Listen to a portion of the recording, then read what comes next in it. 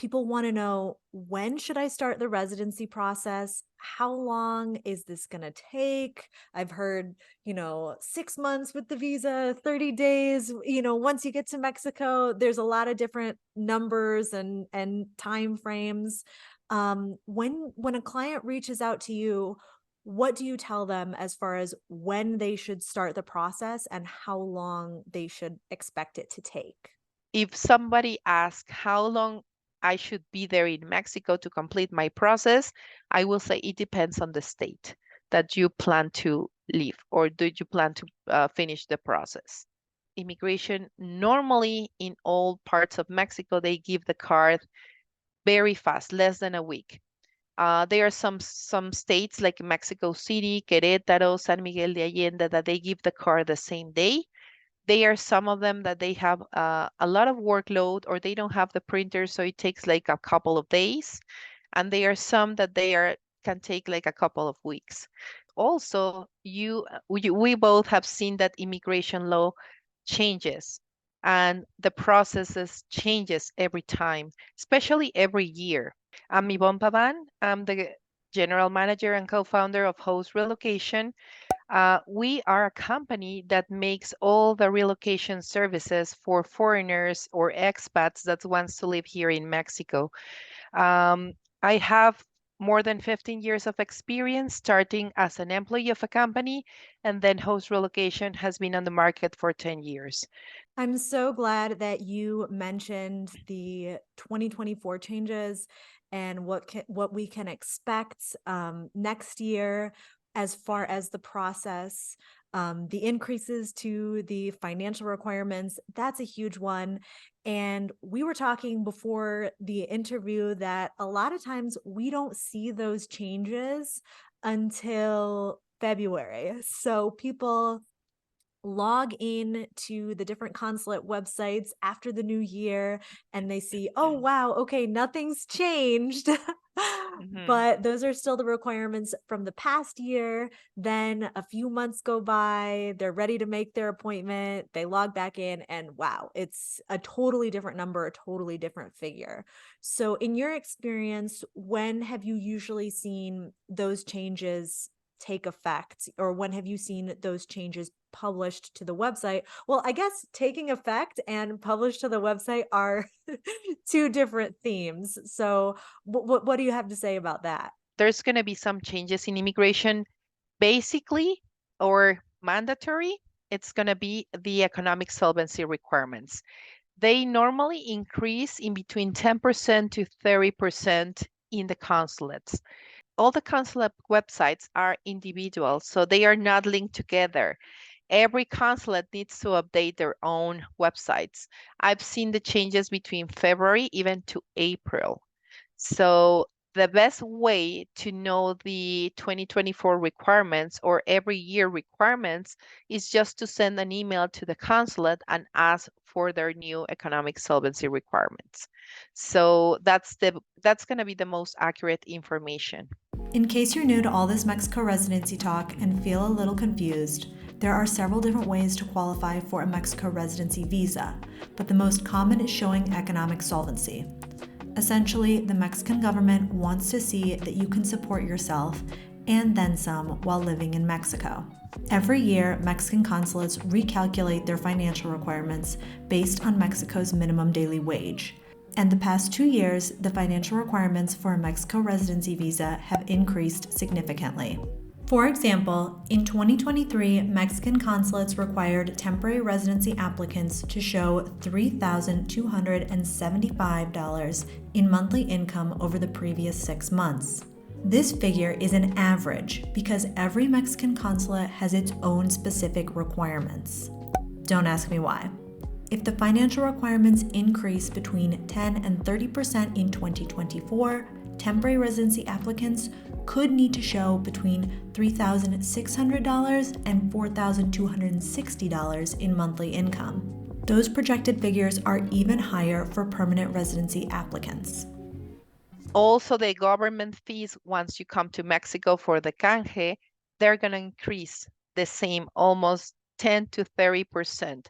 I've been getting a lot of messages, a lot of comments, especially since these financial requirements for 2023, especially since they were released at the start of the year, with people saying, wow, this is just, so much. It's going up every year in Mexico. This process seems so complicated. Is it even worth it? Should I even move to Mexico? What would you say to those people who are undecided or on the fence about whether they should go through the residency process for Mexico or not? I don't know if it's good or bad or better or worse, but it's a nice culture, um, with kind people, with people that cares about you, with people that really is going to support you. I have even clients that they have more Mexican friends than expat friends. So if you really open up, that will be amazing for you. And besides that, it's going to be a new adventure in your life. You can tell, Alex, because you live in other countries, you live in Europe. So that open up your mind and open up your heart. If it's good or bad, I don't know. But the experience of doing it changed your life, I will say.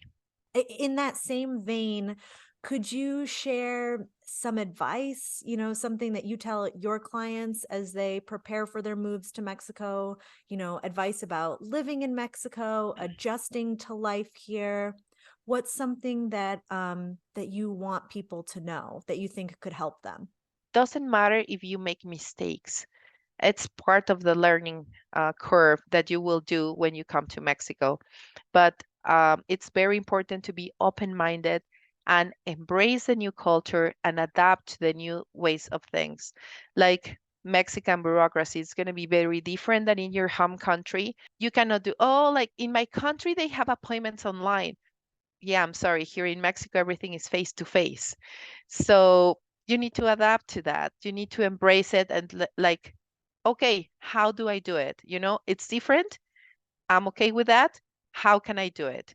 So that's the best way. Something that I always tell people when they're getting involved in the residency process or when they're feeling frustrated is just, if you can make it through this, if you can, stay calm, it's kind of a really good training ground, I think, for what life in Mexico can be like sometimes, because yeah, it's just different.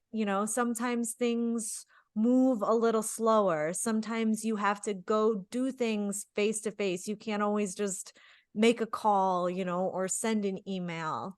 So it is, like you said, not better, not worse, just different. And I think if you can wrap your head around that during the residency process, life for you in Mexico post getting your residency will be a lot easier. I get a lot of emails from people who ask me for a recommendation for an immigration lawyer.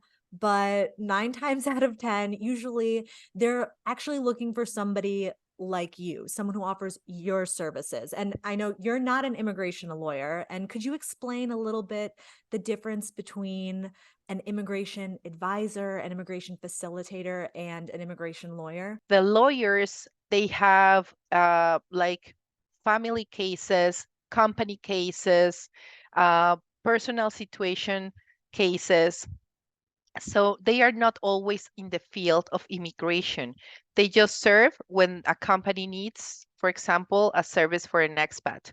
But we facilitators, we are basically in terms of the relocation services, and we are 100% in the immigration field. That give us normally more experience. It's so much more than a translator or somebody who speaks Spanish. It's somebody who has those relationships with the people in the immigration office. You're there every single day. You know what's going on. You you know who's the grumpy one, who's the easy one to work with. And I think that it's those relationships are absolutely priceless.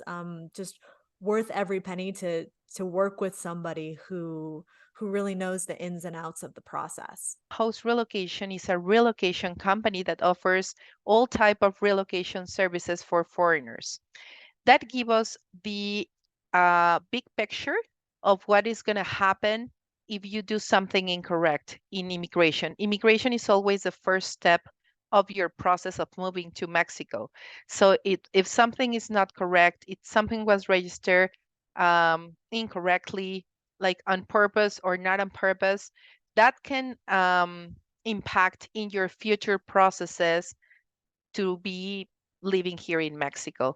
For example, if you make an incorrect signature in your resident card and immigration didn't realize, or they were very busy that day and they don't say, hey, Alex, you signed very differently, please do it again, and you don't check, later if you want to open a bank account or get an RFC, that will make a big impact. If you have a dream, any dream that you have, just need to put it into place and do it. Don't wait, because if you wait, life comes. Be persistent as well, because it's not an easy process. Not moving to another country is not easy in any terms or in any country. But if you find the right path, if you find the right person that can help you do it, it's easier.